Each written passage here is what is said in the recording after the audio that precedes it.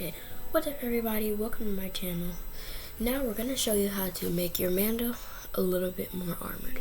Okay, so here are all the pieces you're going to need. You're going to need this black armor piece from Lego Ninjago. Han Solo's here. Bucky Barnes' head from the Lego CMF. Star Wars blasters. A Death Trooper pauldron, but make sure it's on the gray side. And your Mando. Okay, so the first thing you're gonna need is Fulbiscar Mando's arm to give it a more cooler look. And then you're gonna need like a tan arm, like a light tannish arm like this. So you can put that on the other side so it looks a little bit better. Okay, so then here's how you create it. Okay, so take the head off.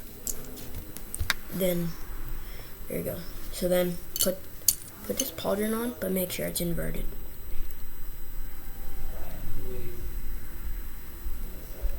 You can put this pauldron on whatever side you want. Just I prefer to put it on the left side. Okay, there you go. Here's your inverted Death Trooper pauldron. Then put the armor on from Lego Ninjago. And there you go. Make sure it's nice and tight so he looks like he has a little bit more armor. Then, so you get Bucky Barnes' head, then put that on so it's looking a little bit better. And then put the helmet on. Perfect. Okay, so the next thing you're gonna have to do is get your blasters and clip them on your Mando's hands. See, just like that. It's easy. And there you go. This is your Lego Mando.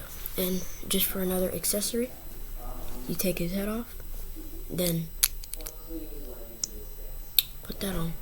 There you go. He looks a lot better. And for another thing, you could use this as a grenade from Lego Overwatch, and this is like a knife that he can flip right here. Like, let me show you. Okay, just clip it on. There you go. There is your Lego knife. And the explosives, there you go. There are his explosives, and your Mando is ready to go. Thanks guys for watching.